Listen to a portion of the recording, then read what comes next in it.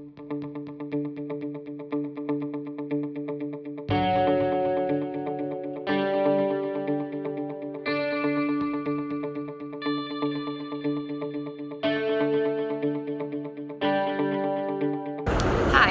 I'm Gregory.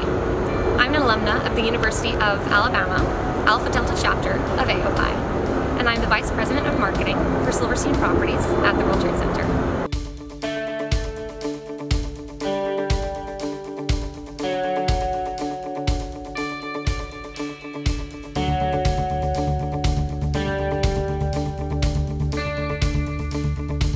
Well, after graduating, I decided I wanted to move to New York to pursue a career in advertising. As cheesy as it sounds, I'm a huge Frank Sinatra fan, and I felt that if you could make it in New York, you could make it anywhere.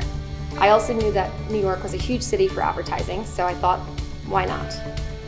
I was always obsessed with advertising at a pretty young age, I have to say. It's probably because my mother works in advertising, and I was essentially raised, in a green room on a film shoot or a commercial shoot. I had a subscription to Ad Age, a popular trade publication, at the age of 15. And I got my first internship with a massive ad agency in Atlanta when I was just 17. I was 5 years younger than most of the interns there, and sometimes 8 years younger than the graduate level. I was able to get 2 internships under my belt even before I graduated high school. So I knew that moving to New York, I was probably just going to work for a fancy ad agency and a cool creative brand on Madison Avenue, and that was that. When I moved to New York, I had been offered a job with an amazing ad agency and working on a really cool account. They have great offices, and I was absolutely delighted with myself. I had also been offered an internship to support the marketing department for Silverstein Properties at the World Trade Center. They were gearing up to open for World Trade Center, which is the first office building on the World Trade Center complex to open. So it was a really big, and monumental moment for them. And in that moment, I made a very bizarre decision, at least to those who know me well. I knew that I would probably never get a chance again to work on such a monumental, iconic, and globally recognized project. The people who have participated in the rebuilding process of the World Trade Center buildings have played a role in history, and I just simply couldn't turn that opportunity down. So, as crazy as it sounds, I turned down my dream job, the job that I had been preparing for my entire life, the one that was actually a paid position with health benefits, for an internship. Luckily, a few months later, I was asked to come up with some creative ideas to generate some buzz and excitement for World Trade Center, the brand new building we had just opened. Because we don't, fill these buildings up overnight with companies, we had a number of empty floors. And again, knowing that I had been, so familiar with commercial shoots, I figured these raw floors could work really well for, kind of an events venue and locations for these types of shoots. I was given the opportunity to do so, and we brought in hundreds of events a year, exposing the building to hundreds of world-class leaders and celebrities, generating tons of press and social content, and enough revenue, of course, to support the whole thing. Over the last 6 years, I've been very fortunate to have been given a lot of exposure to kind of every facet of our company, and to, more importantly, exposure to very talented people. In the last 6 years, I've been promoted 6 times, and today I am the Vice President of Marketing, overseeing our office portfolio for Silverstein Properties. Growing up, my father drilled the military motto into my brain at a very young age, and that was to improvise, adapt, and overcome. And he taught me that in life you'll never feel like you have enough resources, whether that's money, or education, or fancy careers. He said it's not how many resources you have in life, but rather what you do with the resources that you do have.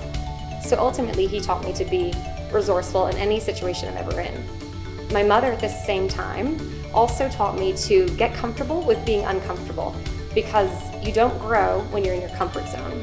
And I think it's ultimately those 2 core values that constantly encouraged me and inspired me to raise my hand and ask for new opportunities when perhaps I didn't have enough experience or bandwidth, but I continued with it, and it gave me the chance to expose myself to new things, learn new skills, surround myself by talented people, and ultimately grow.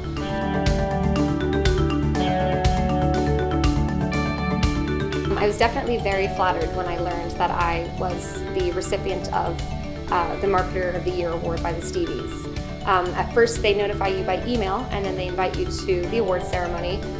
So I'm not going to lie, at first I actually thought it was a mistake. I read the email over and over again, and I think I may have even called the Stevies just to verify that I was in fact the recipient, because I just thought, am I really deserving of this? When it sunk in, I realized, wow, I'm going to have a chance to go to the ceremony, and I'm going to be mingling with the most talented people in the country, and I get to kind of get all that exposure to their creative minds and their brilliance. And it was an absolutely incredible and flattering moment in my career. So naturally, when it all sunk in, I immediately called my parents. I thanked my mother for constantly acting as a role model for me. I thanked my parents for encouraging me to constantly grow and put myself out of my comfort zone despite the circumstances. And of course, I had to thank my boss because he ultimately is the person who told me and always encouraged me to push the creative boundaries, not do what's common practice, but rather do what's evocative and has high impact. And ultimately that is what encouraged me to do the work that ultimately got me the award itself. I always strive to inspire those around me to take risks and to be confident to take those risks and to step into those new opportunities. I stay in touch with lots of the younger girls in the sorority at Alabama, and even my friends and colleagues at work reach out to me during the day, at lunch, over the weekend, and they'll ask me, can we brainstorm on how I can accelerate my career? Or I'm moving to a new city and I know nobody and I'm not sure how I'm going to make it. I think that ultimately by having this kind of connection and bond that allows us to kind of inspire one another and encourage one another and boost our confidence, it's really what kind of helps us keep moving. I think I am probably proud of the campaigns that I have pitched to my team that were the most unpopular ones.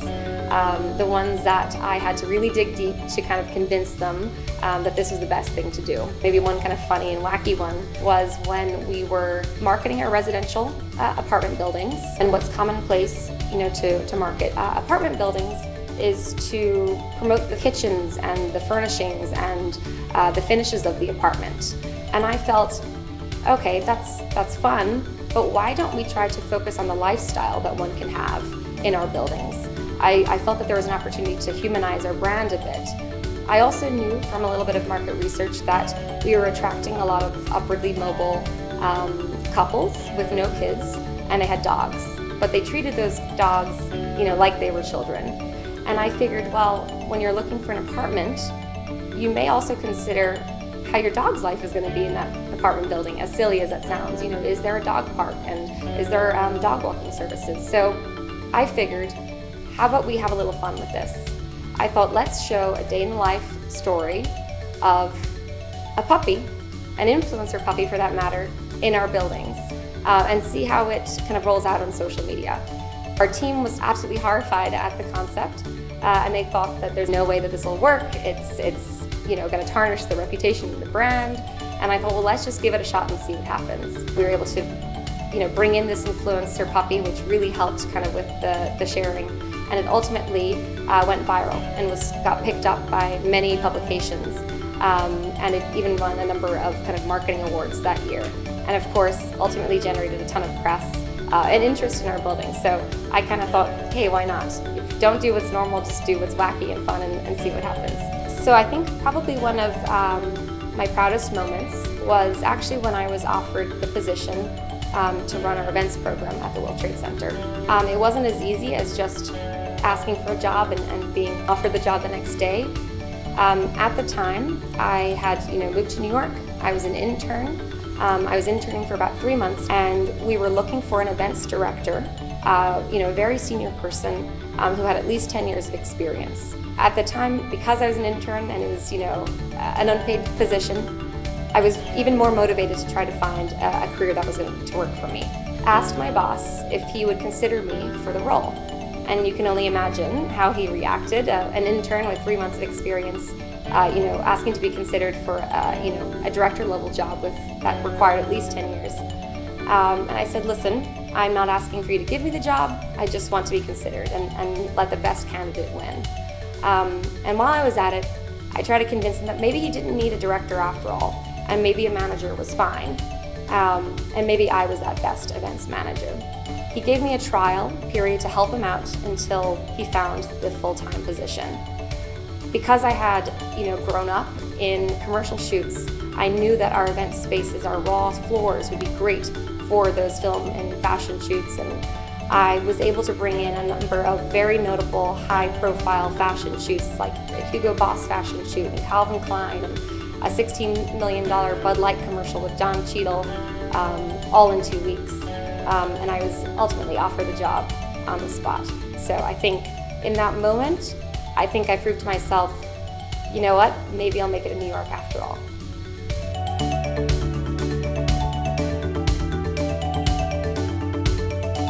It means everything, to be honest. It has been the organization that has given me access to a number of incredible connections that extend far beyond my college years or even my home chapter.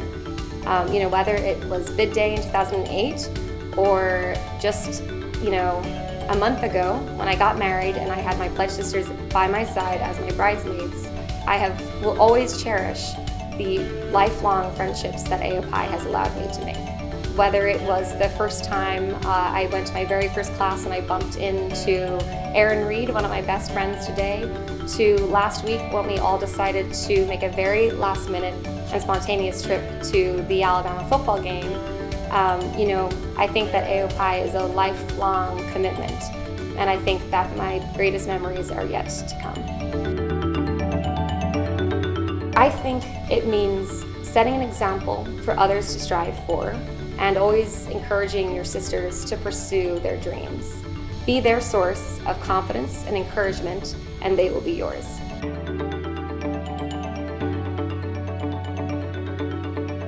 To all of my AOII sisters who are gearing up to graduate this year or have just recently graduated, I encourage you to take the risks that terrify you the most, because those are the ones that end up being the most rewarding.